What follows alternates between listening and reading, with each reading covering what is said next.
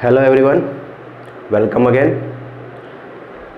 Today lecture we are going to study some important facts regarding quantum numbers. In the last video, that is part 10 or part 9, we studied that the quantum numbers, its implication and its important facts regarding the quantum numbers. In the quantum numbers we studied that there are 4 quantum numbers. First one is known as principal quantum number, second one is known as azimuthal quantum number, third one is known as magnetic quantum number, and the last one is known as spin quantum number. Now on moving forward to the quantum number, there are some important questions which are mostly asked in your examination that related to JEE, NEET or the 11th annual examination. Let's see what are the questions regarding the quantum numbers. First of all हम लोगों को ये चीज़ ध्यान रखना होगा कि किसी भी सब शेल में, ठीक है ना, तो एक फॉर्मूला आपको ध्यान रखना है, total number of orbitals in any sub shell. किसी भी सब शेल में हमें क्या निकालने हैं, टोटल नंबर ऑफ ऑर्बिटल्स निकालने हैं. तो उसका फॉर्मूला होता है 2l+1. ओके, उसका फॉर्मूला क्या होगा, 2l+1 होगा. फॉर एग्जांपल हमारे पास कुछ एग्जांपल है. मान लीजिए कि मेरे पास जो है k शेल है, ठीक है, तो k शेल के लिए n की वैल्यू कितनी होती है, 1 होती है, ठीक है ना. इसी के लिए अगर मैं l की बात करूं तो l की वैल्यू क्या हो जाएगी, n-1, दैट इज 0. जब l की वैल्यू 0 हो जाती है तो ये कौन सा सब शेल हो गया हमारा, s सब शेल हो गया. ओके, अब इस s सब शेल के अंदर मुझे क्या निकालने, ऑर्बिटल कितने हैं, ठीक है ना. तो ऑर्बिटल कैसे निकलेंगे, ऑर्बिटल का फॉर्मूला हमारे पास लिखा हुआ है 2l+1. l की वैल्यू 0 है तो क्या हो जाएगा, 2 × 0 + 1 इट इज़ ओनली 1. तो एक ही ऑर्बिटल इसमें पाया जाता है which is represented by single box. Okay, ठीक है. इसको हम कैसे लिखते हैं, 1s की फॉर्म में भी इसको लिखा जाता है. या n जो आगे जो डिजिट लिखी हुई है ये हमारी नंबर ऑफ शेल को इंडिकेट करती है कि जिस इलेक्ट्रॉन की हम बात कर रहे हैं वो कौन से शेल में प्रेजेंट है, k शेल में, दैट इज n=1, और कौन सा उसका सब शेल है, s सब शेल है. ओके, उसके बाद में हम लोग आगे बढ़ते हैं. नेक्स्ट एग्जाम्पल हमने क्या लिया, मान लीजिए कि हमारे पास l शेल है. तो l शेल के लिए n की वैल्यू कितनी होती है, हमारे पास 2 होती है. जब n की वैल्यू 2 है तो l की वैल्यू हम n-1 फॉर्मूला से कैलकुलेट कर लेंगे. तो ये हो जाएगा 2 - 1 = 1.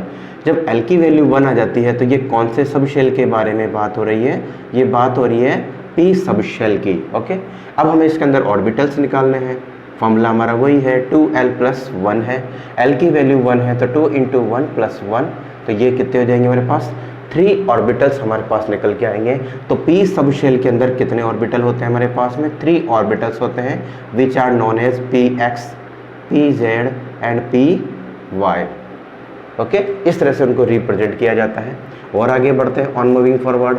अगर हम बात करें m शेल की, m शेल की अगर बात करते हैं तो यह n=3 हो जाएगा. l की वैल्यू जो है 3 - 1 से कितने निकल जाएगी, 2 निकल जाएगी. यानी यहाँ बात की जा रही है d सब शेल की, ठीक है. और d सब शेल के अंदर हमें क्या निकालना है, अब ऑर्बिटल निकालना है.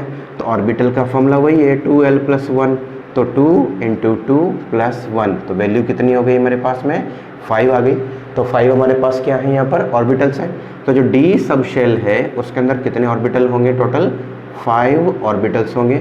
उनको क्या लिखा जाता है, dxy, dyz, dz², dx²y² and dz, इसको हम क्या लिखेंगे, इसको लिखा जाएगा dzx और ये हो जाएगा dx²y². तो इस तरीके से हमारे पास में 5 यहाँ पर क्या हो गए, ऑर्बिटल्स हो गए. इसी तरीके से अगर हम n शेल की बात करेंगे तो n शेल के लिए n की वैल्यू जो है वो 4 हो गई, l की वैल्यू 3 आ जाएगी, ऑर्बिटल्स निकलेंगे तो ऑर्बिटल्स की वैल्यू कितनी आ जाएगी, फॉर्मूला में आपको 3 × 2 = 6, 6 + 1 कितने हो गए, 7 ऑर्बिटल्स निकल के आएंगे. और 7 ऑर्बिटल्स को हम इस तरीके से इंडिकेट कर देंगे. ओके बच्चों, तो ये हमारे पास क्या हो गया, इसके 7 ऑर्बिटल्स हो गए। मोस्ट ऑफ द एग्जाम में हम लोग यहाँ तक के जो शेल है उनके बारे में ही क्वेश्चंस आप लोगों से पूछे जाते हैं, ठीक है। अब हम इसके अलावा जो क्वेश्चंस बनते हैं उनको भी हम स्टडी कर लेते हैं कि आपको और कौन कौन से क्वेश्चन जो हैं वो फेस करने पड़ सकते हैं। तो देखते हैं, देखें और क्या क्या क्वेश्चन बनते हैं हमारे लिए। आपसे एग्जाम में कहा जाएगा किसी भी जो सब शेल है उसको देते हुए और पूछा जाएगा write down the 4 quantum numbers associated with this sub shell. For example आपको क्वेश्चन दिया गया, क्वेश्चन 1 की हम लोग बात कर रहे हैं और आपको बोला गया 2p3। ये हमारे पास 2p3 नाम का क्या है बच्चों, एक सब शेल है और 2p3 जो है इसके लिए हमें चारों क्वांटम नंबर बतानी है, ठीक है। तो आप ध्यान रखेंगे जब भी इस तरीके का डाटा आपको दिया हुआ होता है, आगे जो डिजिट लिखी हुई होती है ये किसको रिप्रेजेंट करती है, शेल को, यानी ये n है। ये जो ऊपर जो डिजिट दिखाई दे रही है ये नंबर ऑफ इलेक्ट्रॉन्स के बारे में बात हो रही है और ये जो दिख रहा है आपको ये आपका क्या हो गया, सब शेल हो गया कि कौन से सब शेल के लिए बात की जा रही है। तो चला देखते हैं इसके लिए क्या होगा। तो n की वैल्यू आपको कितनी दिखाई दे रही है, 2 दिखाई दे रही है। अब यहाँ पर p लिखा हुआ है, आपको p सब शेल के बारे में भी थोड़ी देर पहले बताया था। तो p सब शेल में l की वैल्यू जो है वो कितनी होती है, l की वैल्यू होती है 1। अगर s सब शेल होता तो l की वैल्यू 0 होती, d होता तो l की वैल्यू कितनी हो जाती, 2 हो जाती, f के लिए 3 हो जाती। तो l की वैल्यू कितनी हो गई, 1 हो गई। अब मुझे इसमें मैग्नेटिक क्वांटम नंबर निकालनी है। m की वैल्यू जो है वो हम जानते हैं -l से लेकर के वो कहाँ तक होती है, +l तक होती है। तो हम क्या लिख लेंगे इसको, -1 फिर 0 और फिर +1। तो इस तरीके से हम इसके लिए बताएंगे। तो मैग्नेटिक क्वांटम नंबर जो है हमारे पास कितनी हो गई, 3 हो गई, ठीक है ना। तो ये हो गई यानी हमारे पास ऑर्बिटल कितने हो गए, जब l की वैल्यू 1 है तो ऑर्बिटल अभी हमने निकाले थे, कितने ऑर्बिटल होते हैं वहाँ पर, 3 ऑर्बिटल्स होते हैं। तो ये पहला ऑर्बिटल हो गया, इसको हम px कहते हैं, इसे हम pz कहते हैं और इसे py कहा जाता है। तो ये m की वैल्यू हो गई, ठीक है ना। उसके बाद में हम लोग स्पिन क्वांटम नंबर निकालें। स्पिन क्वांटम नंबर की जब बात की जा रही है तो इसकी वैल्यू ±½ लिखी जाती है, ठीक है ना। अब इसके थर्ड इलेक्ट्रॉन के लिए हमें बात करनी है। तो इसका थर्ड इलेक्ट्रॉन कहाँ पे होगा, पहला इलेक्ट्रॉन यहाँ होगा, सेकंड इलेक्ट्रॉन यहाँ होगा, थर्ड इलेक्ट्रॉन यहाँ होगा, ठीक है ना। तो इसको मैं लिख देता हूँ यहाँ पे। तो इसका थर्ड इलेक्ट्रॉन कुछ इस तरीके से लिखा जाएगा, first electron, second electron and third electron. तो ये pz के लिए थर्ड इलेक्ट्रॉन। अब बताइए, मैंने कल बताया था अगर ऊपर की तरफ हाफ एरो लगा हुआ है तो इसको हम क्या लिखते हैं, क्लॉकवाइज स्पिन। अगर नीचे वाला एरो होता तो हम इसको क्या लिखते हैं, एंटी क्लॉकवाइज स्पिन। तो pz के लिए स्पिन की वैल्यू जो है वो क्या आएगी, +½ आएगी ड्यू टू क्लॉकवाइज स्पिन। तो आपको पता चल गया कि 2p3 सब शेल से रिलेटेड चारों क्वांटम संख्याएं या चारों जो क्वांटम नंबर हैं उनकी वैल्यूज़ क्या क्या होंगी। चलो एक और क्वेश्चन हम लोग सॉल्व कर लेते हैं। क्वेश्चन सेकंड जो है वो हमें बताया गया 3d5 के बारे में, ठीक है। आपके पास एक सब शेल दिया हुआ है 3d5। इसके लिए मुझे n की वैल्यू पता करनी है। बताइए n की वैल्यू कितनी है इसके लिए, n की वैल्यू हो गई इसकी 3। इसके बाद में l की वैल्यू आप जानते हैं, s के लिए l की वैल्यू 0 होती है, p के लिए 1 होती है, तो d के लिए कितनी हो जाएगी, 2 हो जाएगी। m की वैल्यू जब निकालते हैं तो ये -l से लेकर के कहाँ तक होती है, +l तक होती है। तो इसको क्या लिख लेंगे, -2, -1, 0, +1 एंड +2, ठीक है ना। तो ये हमारे पास इसकी 5 मैग्नेटिक क्वांटम नंबर्स हमें यहाँ पर मिल गई, ठीक है। तो ये हमें मिल चुकी है। उसके बाद में स्पिन क्वांटम नंबर की बात करें। बताइए डी सब शेल के अंदर कितने इलेक्ट्रॉन भरे हुए हैं, 5। जब 5 इलेक्ट्रॉन भरे हुए हैं तो आप 5 इलेक्ट्रॉन कैसे भरोगे, मैं दोबारा बना देता हूँ। तो ये 5 इलेक्ट्रॉन, पहला इलेक्ट्रॉन, सेकेंड, थर्ड, फोर्थ और ये 5th इलेक्ट्रॉन। 5th इलेक्ट्रॉन कैसा गया, क्लॉकवाइज गया। तो इसलिए एस की वैल्यू कितनी आ जाएगी, इसमें +½ आ जाएगी, ठीक है बच्चों। तो इस तरीके से डिफरेंट टाइप्स ऑफ क्वेश्चन जो हैं हम लोगों को एग्जाम में दिए जाते हैं और उसके लिए जो है आपसे क्वांटम नंबर से पूछ ली जाती है, ठीक है ना बच्चों। ये आपको टॉपिक को क्लियर हो गए। और भी जो क्वेश्चन है आप लोग अपनी बुक में देख करके इसको सॉल्व कर लेंगे। प्रॉब्लम आती है तो आप लोग बात कर लेंगे फैकल्टी से, ठीक है। अब बात करते हैं हम लोग जो आपके पास में ऑर्बिटल्स हैं उनके क्या क्या शेप्स होते हैं। तो हेडिंग डालिए आप लोग, शेप्स ऑफ ऑर्बिटल्स। तो हमारे पास पहला जो ऑर्बिटल है वो है s ऑर्बिटल। s ऑर्बिटल को हम s सबशेल भी कह सकते हैं। तो s ऑर्बिटल के बारे में कुछ इंपॉर्टेंट फैक्ट जान लीजिए। s ऑर्बिटल की जो शेप होती है ये शेप कैसी होती है, स्फेरिकल होती है, ठीक है ना। जब स्फेरिकल होगी तो इलेक्ट्रॉन डेंसिटी जो है, electron density all around equal होती है, सब तरफ एक जैसी होती है, ठीक है ना। ये आप लोग ध्यान रखेंगे, इक्वल होती है। जब s ऑर्बिटल है तो s ऑर्बिटल के लिए l की वैल्यू क्या होती है, 0 होती है। जब l की वैल्यू 0 है तो इसके लिए मैग्नेटिक क्वांटम नंबर की वैल्यू भी क्या होगी बच्चों, 0 होगी। आप रख सकते हैं, m की वैल्यू हम बताई थी मैंने, -l से +l तक होती है, इसलिए हम इसको लिखेंगे तो ये 0 ही आएगी। तो s ऑर्बिटल के लिए l की वैल्यू भी 0 होगी और m की वैल्यू भी क्या होगी, 0 होगी। उसके बाद में अगर आपके पास में n की वैल्यू बढ़ती जाए तो n की वैल्यू बढ़ती जाएगी तो उनके लिए जो एनर्जी जो शेप है उस शेप की बात करें तो ऑर्डर ऑफ साइज, सपोज मेरे पास एक 1s ऑर्बिटल है, दूसरा मेरे पास 2s ऑर्बिटल है, थर्ड मेरे पास 3s है और फोर्थ मेरे पास क्या आ गया, 4s ऑर्बिटल आ गया। तो आप देख रहे हैं यहाँ n की वैल्यू कितनी है, 1 है, ये 2 हो गया, ये 3 हो गया, ये 4 हो गया।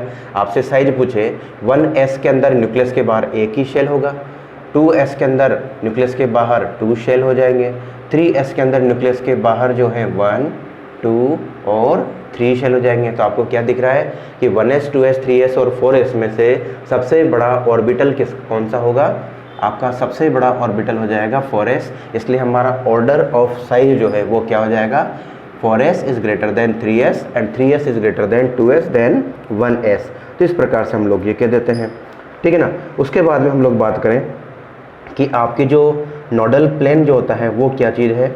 आपको एक इम्पोर्टेंट टर्म ध्यान रखनी है, नोडल प्लेन। नोडल प्लेन क्या डेफिनेशन है, the plane at which finding of electron density is 0। तो इलेक्ट्रॉन डेंसिटी के पाए जाने की जो प्रोबेबिलिटी है वो क्या होती है, 0 होती है। तो उस कंटेंट को, उस प्लेन को क्या कहा जाता है, नोडल प्लेन कहा जाता है, ठीक है ना। अगर मैं 1s की बात करूंगा, सपोज 1s की बात करें तो ये न्यूक्लियस है, ठीक है ना, ये आपका क्या हो गया, न्यूक्लियस हो गया, और ये आपका क्या हो गया, 1s हो गया। तो यहाँ पर जो नोडल प्लेन है वो आपको निकालने हैं, तो इसकी वैल्यू क्या होती है, n-1। कैसे निकाल सकते हो आप, n-1 से निकाल सकते हो। n की वैल्यू कितनी है, 1, तो 1s ऑर्बिटल के लिए नोडल प्लेन की वैल्यू क्या आ जाएगी, 0 आ जाएगी। इसी प्रकार से ये आपका न्यूक्लियस हो गया, ये फर्स्ट शेल है और ये सेकंड शेल, ये फर्स्ट शेल हो गया, ये सेकंड शेल हो गया। अब इसमें नोडल ये कौन सा है, 2s है, तो 2s के अंदर मुझे नोडल प्लेन निकालने हैं। तो नोडल प्लेन का निकालने का फॉर्मूला क्या है, n-1, 2-1 से निकालेंगे। तो ये देखिए ये वाला जो पार्ट है इसी को क्या कहा जा रहा है, नोडल प्लेन कहा जा रहा है। इसी तरीके से हम लोग नोडल प्लेन को कैलकुलेट कर लेते हैं, ठीक है बच्चों, आपको ये बातें समझ में आ गई होंगी। अब हम इसमें आगे की ओर बढ़ते हैं। उसके बाद में जब s ऑर्बिटल के हम आगे बढ़ते हैं तो उसके बाद आता है हमारे पास में p ऑर्बिटल, ठीक है। बात करते हैं अब हम लोग p ऑर्बिटल के बारे में। p ऑर्बिटल सेकंड क्या आ गया, p ऑर्बिटल, ठीक है। p ऑर्बिटल की जब बात की जाएगी तो आपको पहली चीज़ क्या ध्यान रखनी है, अगर p आपके पास सब शेल है तो p सब शेल के अंदर मुझे ऑर्बिटल निकालने हैं। क्या निकालने हैं, ऑर्बिटल। तो फॉर्मूला क्या था, 2l+1 है। p के लिए l की वैल्यू 1 होती है, तो 2 × 1 + 1, तो वैल्यू कितनी आ गई हमारे पास में, 3। तो हमारे पास ऑर्बिटल कितने हो जाएंगे, यहाँ पे 3 ऑर्बिटल हो जाएंगे। कौन कौन से 3 टाइप्स हैं इसके, वो भी हमें ध्यान रखने हैं। 3 टाइप्स हैं, एक को कहा जाता है px, दूसरे को कहा जाता है py और तीसरे को क्या कहा जाता है, pz कहा जाता है। उसके बाद में ये जो p ऑर्बिटल्स होते हैं, जो तीनों p ऑर्बिटल हैं, इन p ऑर्बिटल की जो शेप है वो शेप मैंने कल वाली क्लास में बताई थी। इनकी शेप होती है डम्बल शेप। कैसी शेप होती है इनकी, डम्बल शेप होती है, ठीक है, डम्बल शेप होगी इसमें, ठीक है। अब मैं इसकी स्ट्रक्चर बना देता हूँ आपको। मेरे पास 3 यहाँ पर हैं, एक को लिखा मैंने px, दूसरे वाले को लिखा मैंने py और तीसरे वाले को लिख दिया मैंने pz, ठीक है ना। तो z भी बना देते हैं हम लोग यहाँ पर एक्सिस, ठीक है। px बना रहे हैं तो ये x एक्सिस है, ये y है और ये z है। ये x हो गई, ये y हो गई और ये z हो गई। इसी तरह से ये x है, ये y है और ये क्या हो गई, z हो गई, सॉरी। तो ये क्या है, इसको हम z मान लेते हैं, इसको हम क्या मान रहे हैं, y मान रहे हैं। अगर px की बात करनी है तो आपका जो लोब है इस तरीके से बनाया जाएगा, आप देख रहे हैं इस तरीके से। तो डबल लोब जो होती है वो आपका px या py या pz को इंडिकेट करेगा। और कौन सी एक्सिस पर लोकेटेड है, ये x एक्सिस पर लोकेटेड है। इसी तरीके से सॉरी, इसी तरीके से मुझे अगर पी वाई को इंडिकेट करना है तो पी वाई का जो डंबल शेप है वो मुझे वाई एक्सिस पर ले जाना होगा, ठीक है। इसलिए मुझे पी जेड बनाना है तो पी जेड के लिए मुझे इस तरह से बनाना होगा। तो ये मेरे पास हो गए इनकी शेप्स कैसी हो गई, इसकी डंबल शेप हो गई, ठीक है। अब इसमें बात करें नोडल प्लेन की, ठीक है। नोडल प्लेन, अभी हमने कहा था नोडल प्लेन वो जगह होती है जहाँ इलेक्ट्रॉन डेंसिटी पाए जाने की प्रोबेबिलिटी क्या होती है, 0 होती है। तो ये वाला जो पॉइंट आप देख रहे हैं इसी को हम क्या कहेंगे, नोडल प्लेन कहेंगे, ठीक है ना। ये नोडल प्लेन हो गया हमारे पास में, नोडल प्लेन। तो पी एक्स ऑर्बिटल के लिए मुझे क्या निकालने हैं, नोडल प्लेन निकालने हैं। पी ऑर्बिटल के लिए तो एक नोडल तल है या नोडल प्लेन है, ठीक है ना। अगर मैं पी एक्स के लिए बात करूंगा तो पी एक्स के लिए नोडल प्लेन जो है वो क्या हो जाएगा, जेड, और एक क्या हो जाएगा, वाई एक्सिस, ठीक है। तो वाई और जेड एक्सिस जो है प्लेन जो है वो हमारे लिए क्या हो जाएगी, इसकी नोडल प्लेन। ऐसे पी वाई के लिए निकालूंगा तो इसके लिए जो है एक्स एक्सिस और साथ में जेड एक्सिस हो जाएगी, और पी जेड के लिए निकालूंगा नोडल प्लेन को तो ये हो जाएगी वाई एक्सिस और साथ में एक्स एक्सिस। तो ये हमारी नोडल प्लेन, वहाँ इलेक्ट्रॉन पाए नहीं जाएंगे, ठीक है। ये पॉइंट हमारे नोडल, इसको हम नोडल पॉइंट कहते हैं, ठीक है। आप लोग ध्यान रखेंगे इस पॉइंट को क्या कहा जाता है, नोडल पॉइंट कहा जाता है। और प्लेन जो है, ये मैं गलत बता गया, प्लेन जो है वो इस एक्स एक्सिस के अलावा जो जेड है और वाई है वो इसका क्या हो जाएगा, नोडल प्लेन हो जाएगा, ठीक है बच्चों। अब इसकी डायरेक्शन है, देखो या तो ये एक्स एक्सिस पर है या ये वाई एक्सिस पर है या ये जेड एक्सिस पर है। तो आप ध्यान रखेंगे जो पी ऑर्बिटल होता है, पी ऑर्बिटल जो होता है ये कैसे नेचर का होता है, डायरेक्शनल नेचर का होता है ये, ठीक है। जबकि एस ऑर्बिटल जो होता है ना वो यूनिफॉर्म होता है, तो उसको हम कहेंगे नॉन डायरेक्शनल। तो पी ऑर्बिटल का नेचर कैसा होता है, डायरेक्शनल होता है, ठीक है। इसी प्रकार से अगर आपको साइज निकालनी है, ठीक है, एक और पॉइंट हम बना लेते हैं, order of size, order of size. तो जैसे मुझे मान लीजिए 1p तो होता ही नहीं है, ठीक है ना, तो मुझे मिल गया 2p, एक मिल गया मुझे 3p, एक मिल गया मुझे 4p और एक मिल गया मुझे 5p। तो आप यहाँ देख रहे हैं n की वैल्यू बढ़ती जा रही है, जब बढ़ती जा रही है तो यहाँ पर साइज भी उसका बढ़ता हुआ चला जाएगा। तो बच्चों इस तरीके से हम लोग इसको कैलकुलेट कर लेते हैं। उसके बाद हम आगे बढ़ते हैं, तो बढ़ने पर आपको क्या मिलेगा, यहाँ पर आगे आएगा d ऑर्बिटल, ठीक है। अब हम किसके बारे में बात करेंगे, यहाँ पे थर्ड जो पॉइंट आता है वो हो जाएगा हमारे पास में d ऑर्बिटल। अब d ऑर्बिटल जो है वो d सब शेल से रिलेटेड है, इसमें ऑर्बिटल निकालने हैं तो 2l+1 से निकलेगा। यहाँ l की वैल्यू जो है वो 2 होती है, तो 2 2 जा 4 और 1 कितना हो जाएगा हमारे पास में 5, सॉरी। तो यहाँ पर टोटल नंबर ऑफ ऑर्बिटल कितने हो गए, 5। तो ये 5 जो टाइप्स हैं वो कौन कौन से हो जाएंगे हमारे पास में, हम इसको भी देख लेते हैं। एक होता है dxy, एक हो जाएगा dyz, एक हो जाएगा dzx, एक हो जाएगा dx² y² और लास्ट हो जाएगा dz²। तो इस प्रकार से हम इसको इंडिकेट कर लेंगे। तो कितने ऑर्बिटल हो गए मेरे पास, 5 ऑर्बिटल हो गए। p जो d ऑर्बिटल है, इस d ऑर्बिटल का शेप कैसा होगा, तो इसको हम कहेंगे डबल, ठीक है। इसका शेप कैसा होगा, डबल डंबल होगा। अब हम इसकी स्ट्रक्चर भी बना करके देख लेते हैं कि इसकी स्ट्रक्चर कैसी हो सकती है। जरा देखते हैं इसकी स्ट्रक्चर कैसी है या शेप कैसा है। डी ऑर्बिटल में जो हमारे पास पहला वाला है ये हम बनाएंगे dxy। इसी तरीके से हम और आगे बढ़ते हैं, तो dxy के बाद में हम बना लेते हैं dyz, फिर हम बनाएंगे dzx, ठीक है। ये x और y एक्सिस है, ये z और y एक्सिस है, मान लेते हैं हम इसको, और हम इसको मान लेते हैं z और x एक्सिस मान लेते हैं। तो डबल डंबल जो है वो कहाँ मिलेंगे आपको, इस x एक्सिस पर मिलेंगे और साथ में इस y एक्सिस पर मिलेंगे। सेम यहाँ पर होगा, एक डंबल शेप जो है लॉब वो आपको y एक्सिस पर मिलेगा और एक मिल जाएगा आपको z एक्सिस पर। सिमिलरली dzx है तो एक लोब आपको z एक्सिस पर मिलेगा और एक आपको कहाँ मिल जाएगा, x एक्सिस पर मिल जाएगा। तो ये तो हो गए हमारे पास में 3 ऑर्बिटल्स इसके, ठीक है। अब बचते हैं हमारे पास में 2, एक होता है dx² y², ठीक है ना। dx² और y² जो है उसके बारे में हम लोग बात करेंगे। सॉरी, ये हम गलत बना चुके हैं, तो इसमें हम इस तरह से बनाएंगे। मान लीजिए ये हमारे पास में है dxy, ये हम बना लेते हैं dyz और ये हम बना लेते हैं जेड एक्स, ठीक है। ये एक्स एक्सिस है और ये वाई एक्सिस है, तो एक्स और वाई के बीच में इसको बनाया जाएगा, तो ये एक लोब हो गया और ये सेकंड लोब हो गया। ऐसे ये वाई एक्सिस मान लें और ये जेड एक्सिस मान लें, तो एक लोब आपका यहाँ हो जाएगा इनके बीच में और एक हो जाएगा यहाँ इनके बीच में। डी जेड एक्स बना रहे हैं तो इसको जेड मान लेते हैं, इसको एक्स मान लेते हैं, तो एक लोब यहाँ पे और एक लोब इन दोनों के बीच में मिल जाएगा। तो ये हो गया हमारे पास में डी जेड एक्स। अब बात कर लेते हैं हम लोग किसकी, d x square y square. ये एक्स एक्सिस मान लेते हैं और ये वाई मानते हैं, तो एक लोब आपको एक्स एक्सिस पे मिलेगा कंप्लीट और दूसरा लोब जो है आपको वाई एक्सिस पे मिलेगा, इसलिए इसको क्या बोला गया है, d x square y square कहा गया है।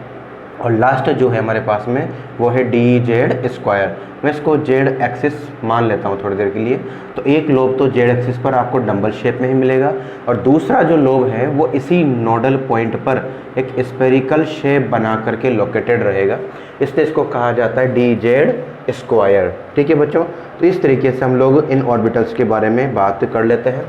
अगर आपने किसी पर्टिकुलर एनर्जी लेवल के लिए हम लोग इनकी बात करें, फॉर एग्जांपल मेरे को कहा गया 2p सब शेल है, तो 2p के लिए जब बात करेंगे तो एक हो जाएगा 2px, एक हो जाएगा 2py और एक हो जाएगा 2pz। तो इनकी बच्चों एनर्जी जो है वो सेम होती है, क्योंकि n की वैल्यू क्या है बच्चों यहाँ पर सेम। तो ऐसे सब शेल जो किसी सेम n की वैल्यू के लिए, शेल की वैल्यू के लिए हों, तो उनको कहा जाता है डीजनरेट ऑर्बिटल। ठीक है, ये आपको ध्यान रखना है, इनको क्या लिखा जाता है, डीजनरेट ऑर्बिटल इनको कहा जाता है। ठीक इसी प्रकार से मैं 3D के बारे में बात कर लूँ। मान लीजिए आपको 3D सब शेल दे दिया गया और कहा गया कि इनके लिए डीजनरेट ऑर्बिटल बताइए, तो इनके कौन कौन से हो जाएंगे, एक हो जाएगा 3dx, एक हो जाएगा 3dxy, एक हो जाएगा 3dyz, एक हो जाएगा 3dzx, एक हो जाएगा 3dx स्क्वायर वाई स्क्वायर और एक हो जाएगा 3dz स्क्वायर। तो देखिए यहाँ भी n की वैल्यू क्या है बच्चों, सेम है, इसलिए इनको भी क्या कहा जाएगा, डीजनरेट ऑर्बिटल इनको कहा जाएगा। ठीक है बच्चों, तो ये आपको बात यहाँ पर समझ में आ गई होगी। तो आज का जो वीडियो है ये हमारे पास में शेप्स ऑफ ऑर्बिटल से रिलेटेड है, जो हमने पढ़ ली। अगली जो क्लास आएगी उसमें हम इस चैप्टर को लगभग एंड करने के वहाँ तक जाएंगे और ये आपका चैप्टर जो है वो एंड होगा। हम लोग अगले चैप्टर में बात करेंगे जो ऑर्बिटल्स वगैरह हैं या सब शेल जो है उनके अंदर जो है हम इलेक्ट्रॉन की फीलिंग कौन से रूल के अकॉर्डिंग करते हैं। कई बार कॉम्पिटिटिव एग्जाम में उनसे रिलेटेड क्वेश्चन भी पूछे जाते हैं। तो अगली जो क्लास होगी, the next class of the atomic structure, that is part 11, will be the end of the topic और the chapter, and we will learn about the filling of electron in any subshell or orbital, which is a very important part for competitive examination. You will learn it with very best technique. Okay, मिलते हैं हम लोग next class में, तब तक के लिए good day and good bye.